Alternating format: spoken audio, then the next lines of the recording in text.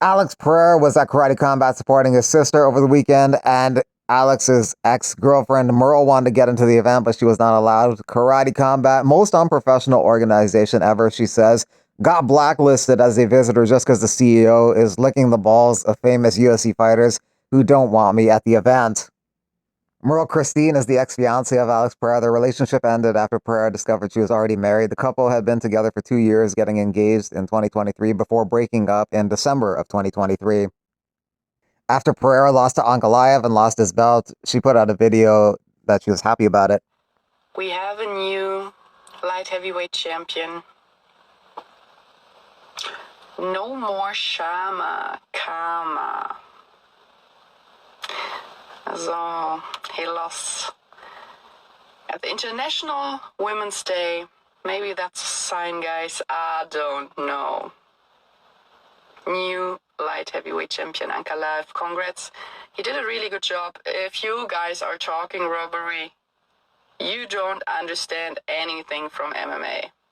So let's not talk about robbery. That's completely BS. This guy won, and actually, he got this title shot very, very late, right? So I think we should give him some props. Even if we don't like him or we don't like his fighting style, we should give him some props. No more Shama. Good job by Karate Combat. The devil is not welcome here. Alex's sister would have put the work on her. Misfits Boxing doing MMA on August 30th. Their first ever MMA fight. So I guess it'd be MMA in a ring. Ring of Thrones for the Misfits MMA light heavyweight title. It's Dylan Dennis competing against Warren Spencer. I assume Dennis would just be able to take this fight to the ground pretty easily and get the submission victory. Warren Spencer is basically an influencer boxer, so I guess he's going to have a really hard time stopping the takedown. And once it gets to the ground, I guess he'll get choked out quite swiftly. Dustin Poirier suggests his Good Fight Foundation does something in Hawaii in Max Holloway's community. I knew he wasn't going to shoot it. Yeah, no. But you knew the uppercut. I had to clinch you against the fence. Yeah. I know, and you were standing right in front of me. I kept looking up. I said, okay, 27 seconds. I know 10's coming. I saw you look at it. I was like, I wasn't looking because I was tired. I was looking for the 10. I know. I was 10 seconds. I was. I obliged for that.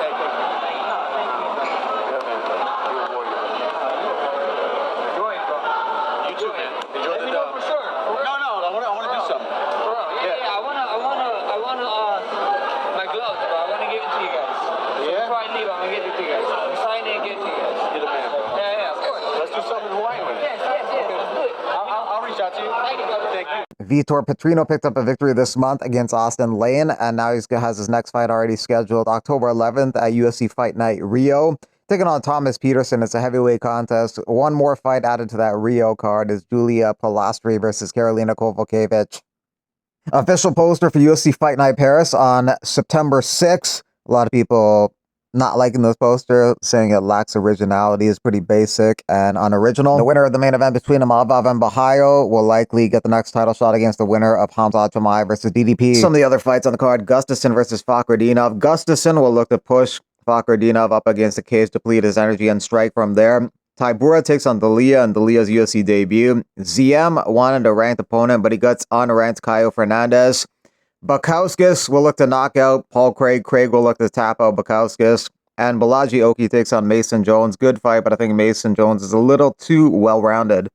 Saturday's main event is RDR against Robert Whitaker. RDR is looking to get the win. And then a couple weeks later, sneak in for a title shot. He's hoping that Hamzat Chimaev pulls out of that fight with DDP and he can get a title shot. But if that fight does go down, he favors DDP. He's trained with both guys, so he has experience with both of them. He thinks that DDP could survive a initial onslaught for Hamzat and then build from there. I'm still hoping Hamzat pulls out last minute. It's 2 weeks after my fight, so maybe we can still get lucky.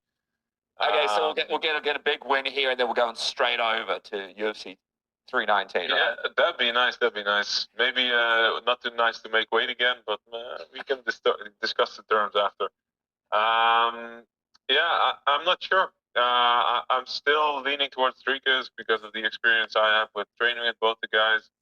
I just don't see Hamzat finishing him early, and I see Rodriguez is building in the 3rd, 4th, 5th round. I see him edging it out, but we'll see. Hopefully it never happens and I can jump in.